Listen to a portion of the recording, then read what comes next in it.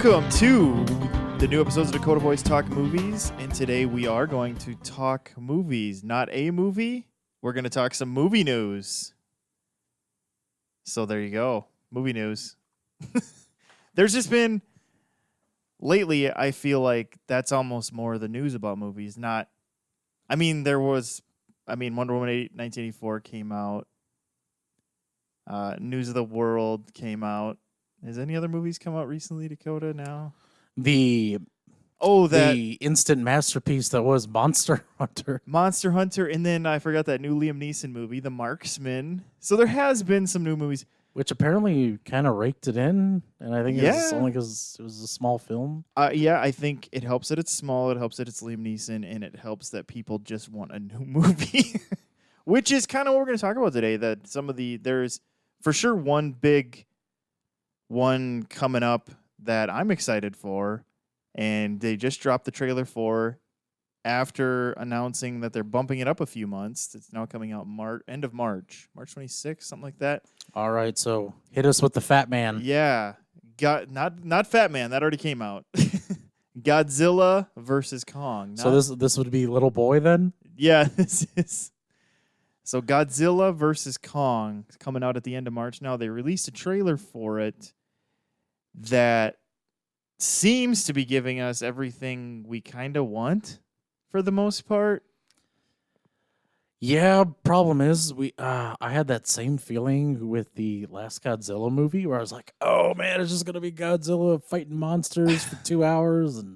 And the last one kind of was, but I feel like where they screwed up in the last one was I don't care about Vera Farmiga.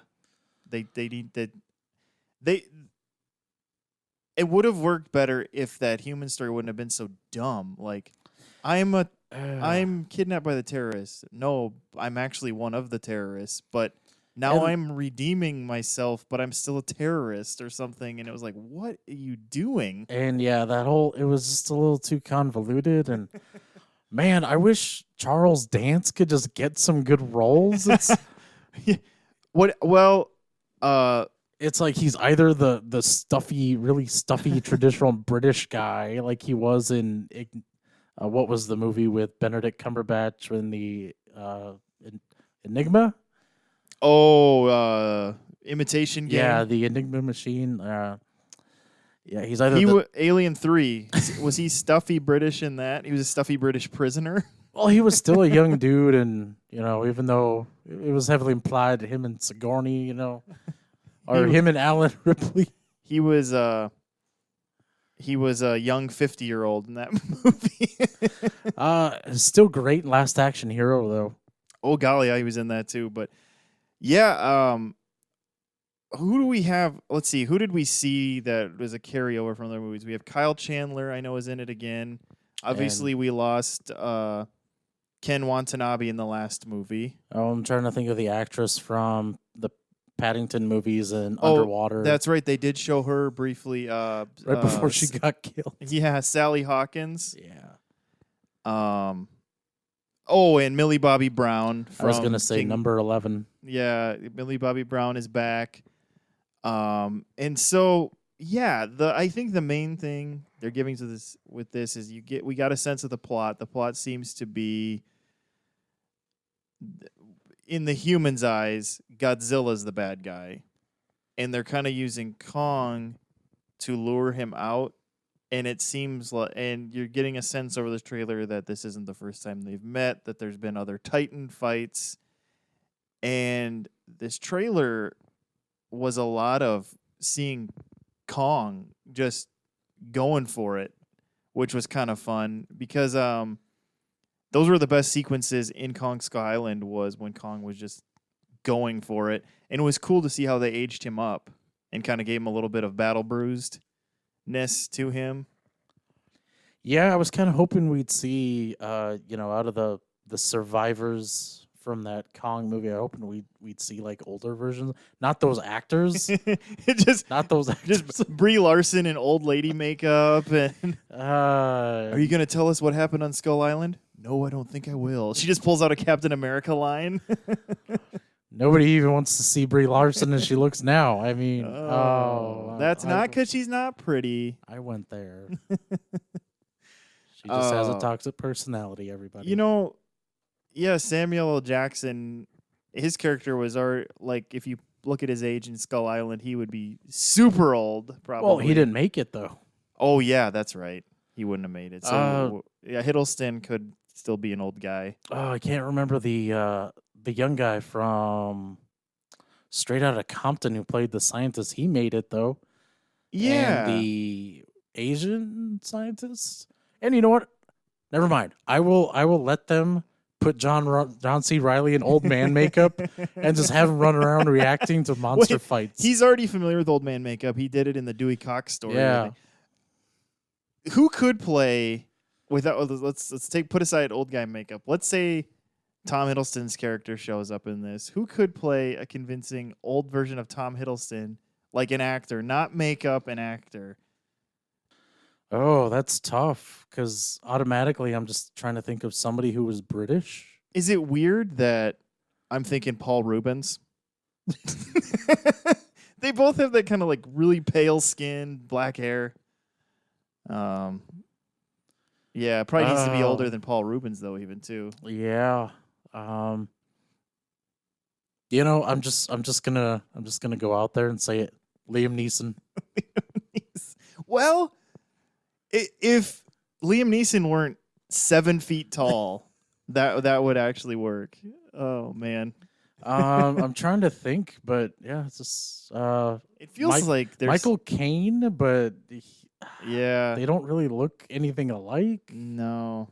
And I don't know, it's probably bad, but when I think of Tom Hiddleston, I just immediately get like just a slimy pale guy in my head, but it's probably because he's just been Loki 150 times. And so that's all I can think of with him is just pale and slimy looking, snivelly. If you wanted to go with him being like just old and really decrepit, the guy that played Finch in the Harry Potter movies, I guess. Yeah, that's true. Filch. Yeah. What about oh man, I had it and it was gone. Oh, Christopher Walken. He could be a old Tom Hiddleston. Because Hiddleston was being American in Kong Skull Island, so it could be an American. I thought he was former SAS or something. They say, or I could have sworn he had an American accent. I think he watered down his Darn accent it so much. You know what that means? I'm gonna have to force myself to watch Kong Skull Island again. That's always such a chore. You mean you get to? Yeah, I know. That being sarcastic. I love that movie. I'll watch it again anytime. But no, kind of back to the whole. And I feel so bad. The guy that played the young black man who was in Straight Outta Compton, who played the scientist, Danny Glover for him. You go. That's who I'd go. There you go. That would work. Or Lou Gossett Jr. What's Lou Gossett Jr. doing lately? Oh, besides that, being old Watchmen show. Yeah. So I don't know. It's kind of one of those where there's an optimism that I have for this. I'm unfamiliar with most of the director's previous work, but when you go from most of his previous work is like lower budget horror type things, and when you're all of a sudden given a big budget monster movie, it's hard to really peg what's going to happen. You know, I mean, it could go either way because we've seen that work out, and we've seen that spectacularly fail when they've done this.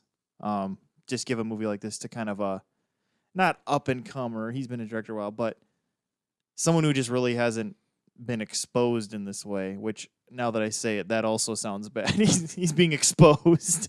So yeah, I don't know. We'll see.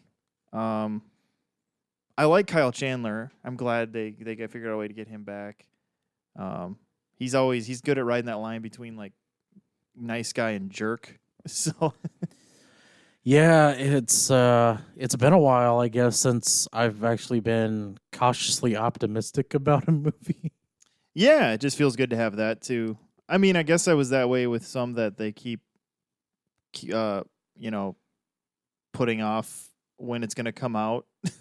Like most of the movies of last year, there was a lot of them I was optimistic about, and now we don't know when we'll see them. Yeah. Like Quiet Place Part 2 and Black Widow. No Time to Me Too. I mean, No Time to Die. Yeah, No Time to Me Too.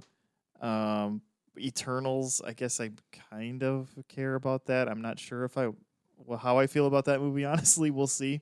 I keep forgetting that's a thing. Yeah, It's been I think like a lot of people do, which is why I feel like they don't talk about it much because they know they have some marketing they gotta really do for that one. I think the hype for WandaVision was infinitely higher than the hype Yeah, for Eternals. I think so. And it has such a huge cast too.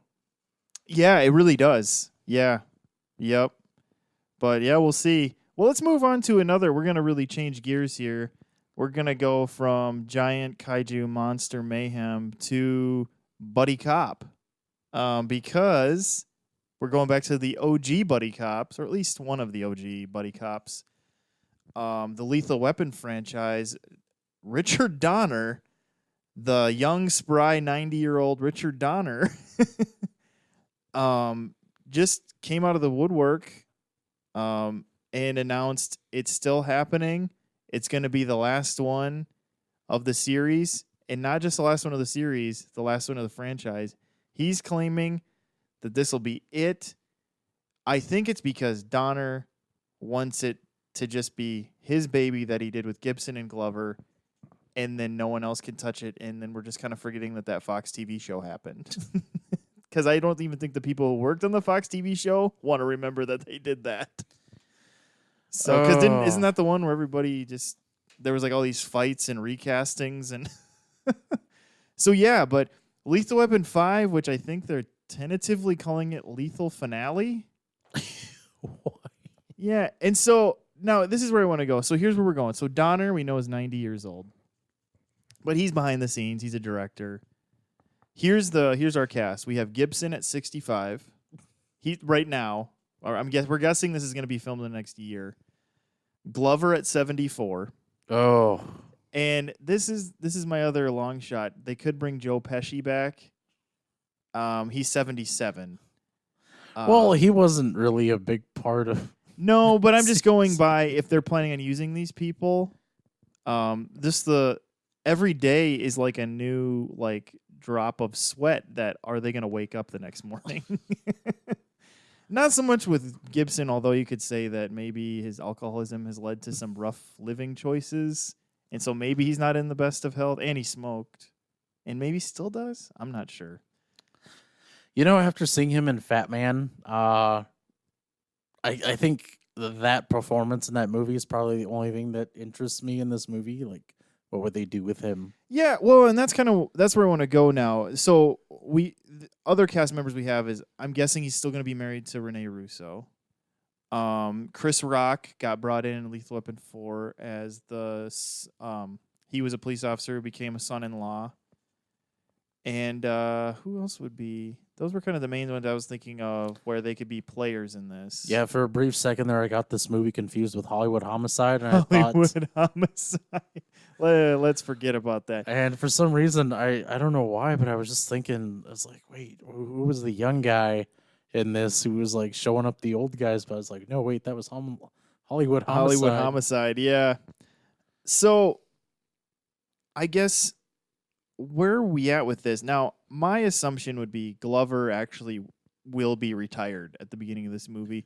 And I'm wondering if maybe even Gibson might be too, freshly retired. And here's one way I think they could go. They're retired. Gibson maybe even has a college-age kid or kids, maybe. You know, him and Rene Russo might have got busy with the family. Chris Rock has moved up and is now like maybe like a detective or lead detective. And these two guys have to get brought back in and just work as like, they're civilians, but they're being the characters we know. I feel like it's going to be something like that, right? Because they're old. There's no way you can tell me that Glover and Gibson are still active police officers and detectives, you know? Unless they're going to do something funny like, oh, they're working security. But I feel like that's an overdone trope even too. And it is a little, the whole situation is in a way a little absurd, but at the same time, everyone was kind of laughing at George Miller when he's like, I'm making one more Mad Max movie. Yeah. And everyone's like, oh, you mean the film series that no one remembers? And then it came out and blew everyone away. I don't think this will be that, though. Probably not. Yeah. Um, Although a lot of people did like Lethal Weapon 4 better than Lethal Weapon 3. And so I mean, and the hard part is that I like Lethal Weapon 4, and I feel like it's one of those things where it kind of did end on the highest note it could there. And so I don't know. Yeah, This is kind of dangerous to come back. And I mean, the last movie Donner directed was like in 2006, and it was that 16 Blocks movie that wasn't super great. And then before that, he did Timeline, which wasn't super great. And so it just kind of makes me nervous. Well, don't forget, he also allegedly ghost directed that X-Men Origins Wolverine movie. Yeah, like because the guy they brought on just ended up kind of being a dud, which is what helped, what caused that movie to fall apart. And then I heard, was it him or was it? I heard that it was. I thought it was Lauren Schuler Donner, his wife, or is it his? She was his wife, or that's his wife. I thought it was. All of a sudden, I'm like, wait, it's not like his daughter. And Yeah, no, she was kind of overseeing the whole thing because she was a producer on all the X-Men movies, right? And then supposedly she was just like, oh, can you step in and reshoot some things? I guess that would make sense because he would have more of the director's eye than she would because she's a good producer and a successful producer. But I suppose she wanted someone who had the eye for getting a scene. Yeah, it's like, which we all know that movie did tremendously. You know what's it? We're going off the rails here, people. Hey, it's movie news. That's the beauty of movie news. It can just go anywhere. Fans of the show, all 8 of you, know that. Wow, you're being generous. Well, yeah. Well, I think they might know this, but I'm a fan of the Zack Snyder Watchmen movie, and the Watchmen movie and that X-Men Origins Wolverine movie did come out roughly around that same time. They were both 2009 movies. Yeah, you're right. And the interesting thing about it was nerds on both sides were kind of arguing about which was the better film. And in hindsight, we can go, well, Watchmen's the better film, but it's like, if you just break them down, what's more entertaining? I'm going to go with Watchmen. But there are some people who would just love the inane silliness and the action of X-Men Origins. Yeah, I guess when you look at it that way, because in a weird way, I would say that the more entertaining movie is probably X-Men Origins. Just because, wow, okay. Just because I feel like there's so much. I don't know. It just feels like Watchmen is more of like a.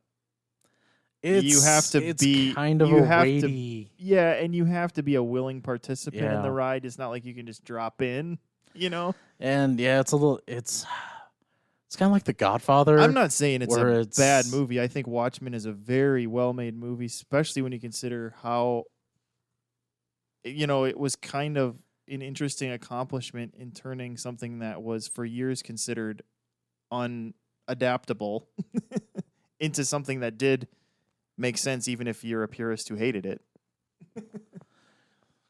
Yeah, here we are, though, just continuing the fight. What are you going to do? But nerds, if there's one thing nerds love, it's fighting with words because they don't have the strength to fight with their bodies. Oh, it's just interesting, though, because, Watchmen was kind of seen as, it didn't do that great. And then X-Men Origins was like, oh, man, it killed it at the box office. And it's like, which one really did come out better, though? Yeah, I don't know. I haven't looked at the numbers. I know both of them were considered failures to a degree, but it seemed like they both still had decent box office. Like, because I know Watchmen cost a lot. They actually inexplicably put a lot of money into that movie, and I think it was just because they were hoping that there would be enough excitement of the nerds who have been like, we want to watch a movie for like years. But yeah, I don't know. I just don't feel like I care enough to even look it up. Oh man. But yeah, I don't know. I mean, I hope this Lethal Weapon thing works out. I guess if it doesn't, it doesn't. I don't know. Part of the here, okay, I'm all the cards on the table. I think the real reason I want this movie to work is that I just want Mel Gibson I just want him to be able to come back and people to like him again.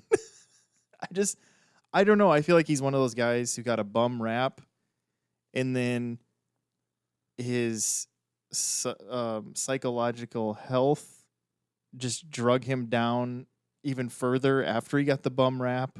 And it's just been him trying to claw his way back in his own kind of sort of way because he's still, I think, fighting some of those demons. Yeah, and But I also think he's a tremendous actor. yeah, well, you haven't seen Fat Man yet, so I can't really bring that up. But he was. I haven't. He kind of anchored the whole movie, and it was in a really surprising way. But not just that. I mean, he did kind of have. He still does have like.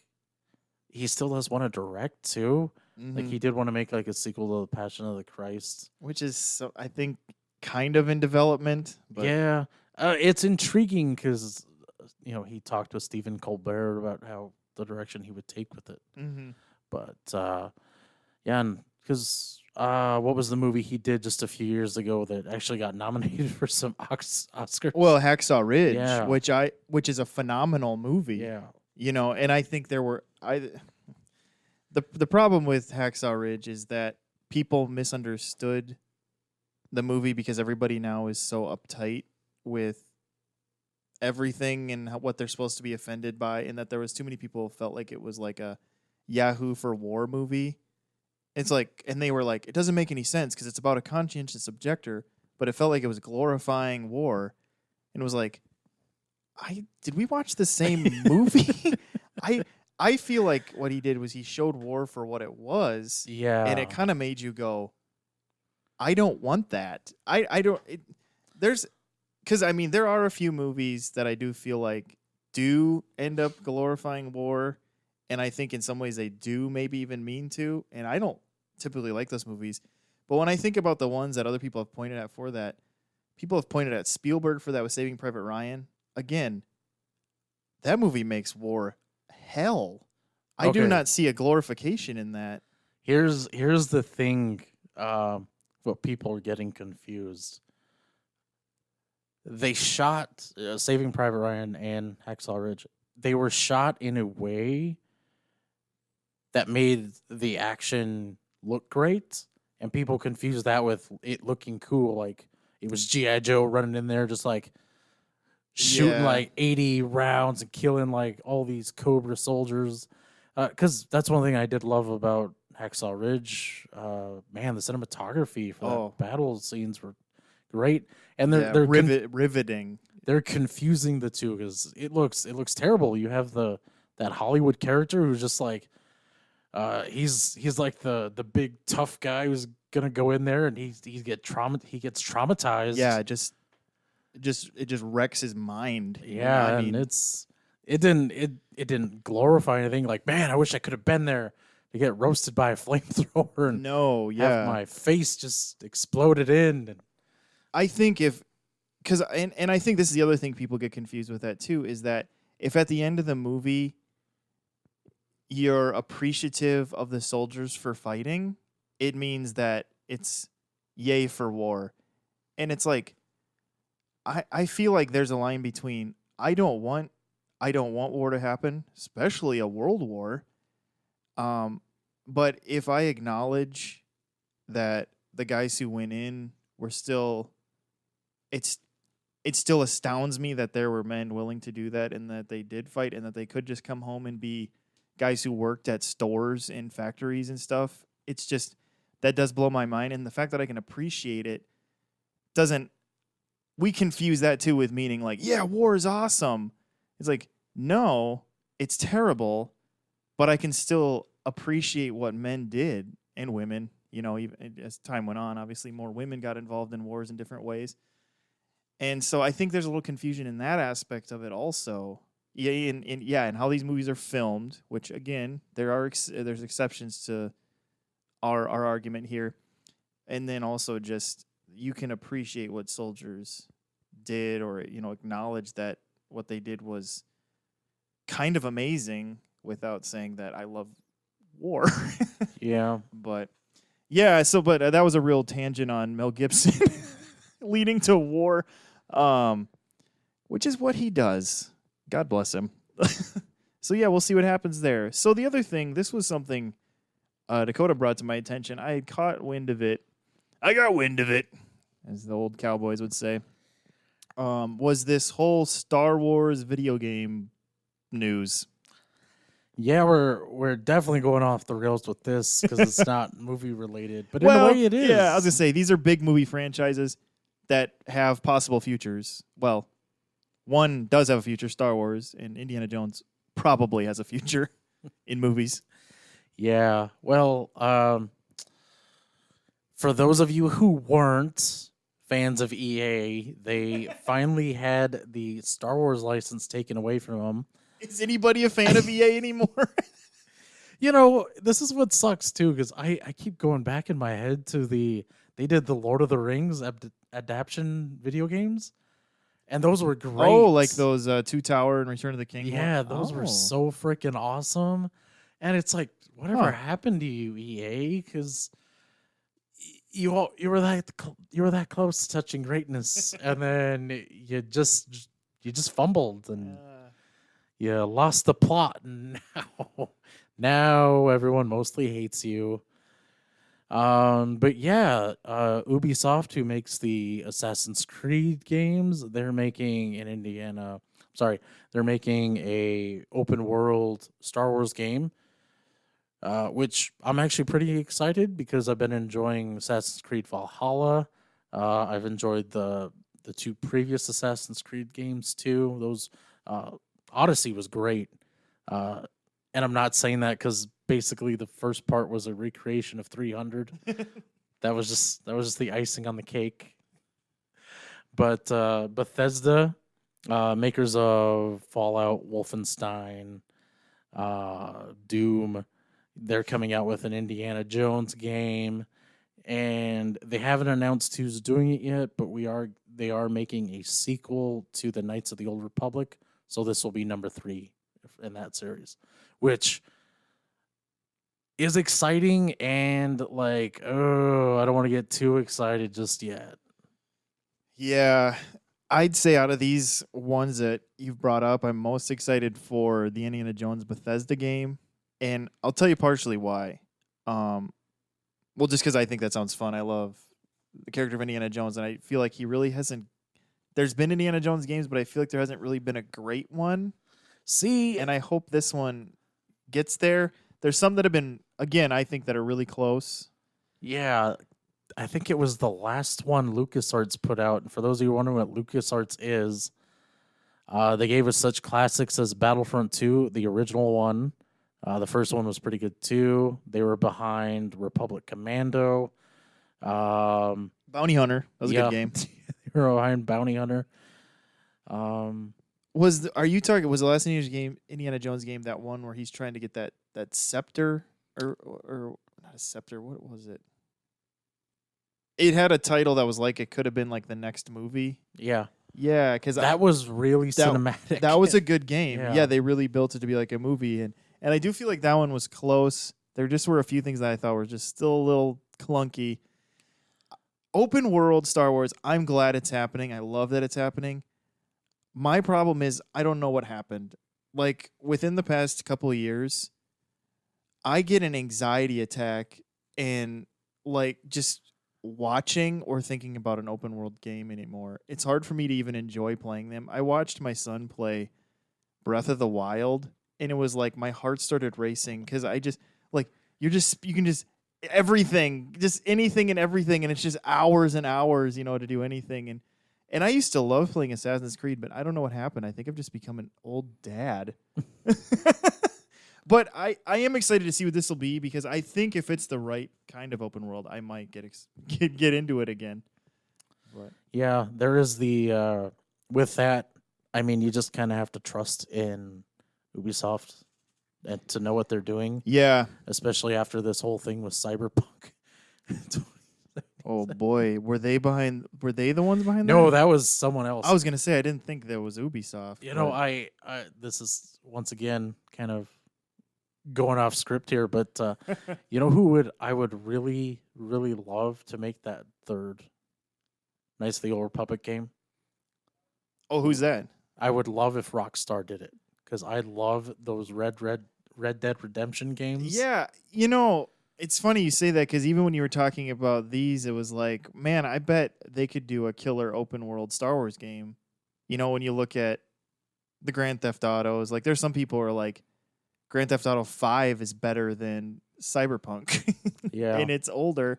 and Yeah, and then look going on and looking at, you know, this Red Dead Redemption 2 where they built the whole world from scratch and made it completely immersive, and it's just like, oh man, imagine what they could do with well, it's not just that, a but sand it's planet. yeah, it's not just that, but it's the little things like the voice acting in those games is great. And not just that, the story, like that second Red Dead Redemption game, kind of breaks your heart a little bit. You know, it's these characters who, you know, all they've known is the West, what we'd call the Old West, and then, you know, the kind of technology of the 20th centuries hitting them hard. And uh, the lead character in that game, there's this touching moment where he's like, we're all just ghosts. And the gravitas, it hits you, and you're like, am I a ghost? Am I? Am I just stuck hoping to recapture those years of my youth when I was like, I felt just full of vigor and woke up every morning excited for life? Who thought there was such art house cinema within these video games? You know, I actually, for a while there, if I came across like a really cool quote from an NPC, I would write it down. Like in Fallout New Vegas, there's this NPC that goes, I survived because the fire inside me burned brighter than the fire around me. I'm like, oh man. Like who's writing this stuff? Yeah, it would be like yeah. I wonder who they do. Like if the screenwriters on those things are ever anyone too known, or if it's mostly just are they mostly just game right? I suppose they're just mostly guys who do just write for games. I would assume. Yeah. And gals, I suppose. Yeah, you know, I have noticed that you are one to write random quotes on social media, and I'm like, what is this? What is this quote? I do not know this quote. And so now I'm wondering, I just assumed it was like some song I didn't know, and now I have to assume that like Dakota got this from a video game. There's a lot more. I just don't have them off the top of my head. Well, we're gonna touch on one other thing, and then I think we'll kind of bring this episode to a close. The last thing we're gonna touch on, it's big movie news just because they've been like a happy married couple for quite a few years, but the honeymoon sounds like it's ended, and it's that Christopher Nolan has filed for divorce from Warner Brothers for irreconcilable differences having to do with sounds like mostly just creative differences on like the HBO Max stuff and Nolan just being so like cinematic experience like to what some would say is a fault and to what others say is he's going to be the one who saves theaters, which I don't know if anybody's saying that anymore because Tenet didn't.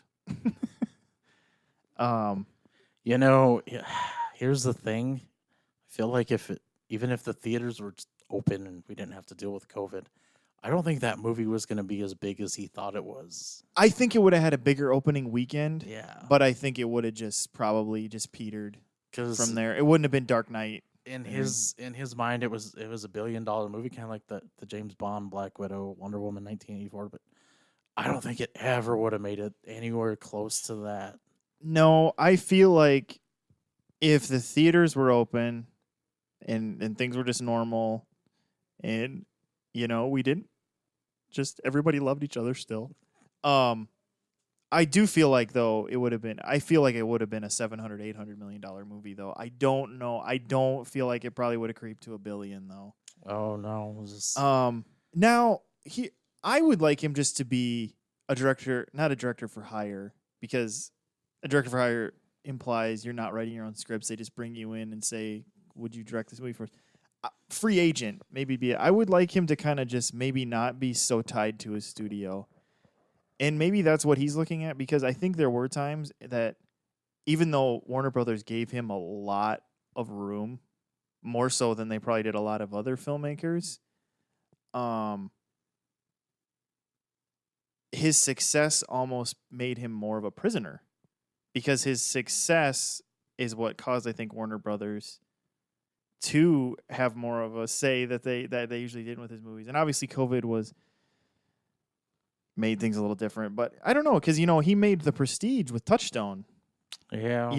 and that's one of my favorites of his, and he didn't even make it with his his wife WB. And so I don't know. He did make it ironically with his real wife though, Emma Thomas, who he does all his movies with.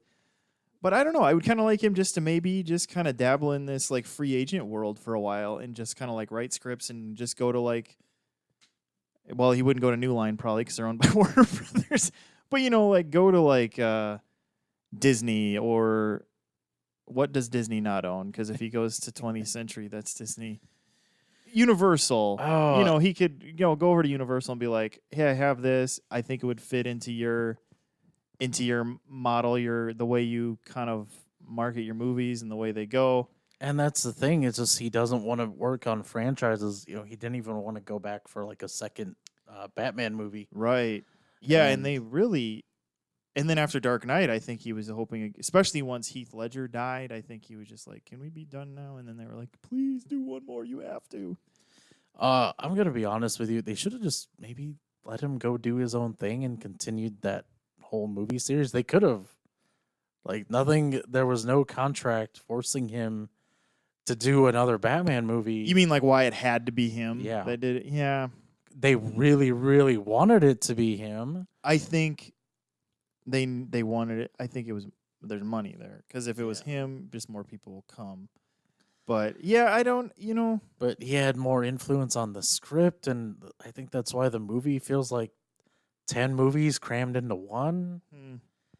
And it's just, and people seem to keep forgetting that Man of Steel was his baby.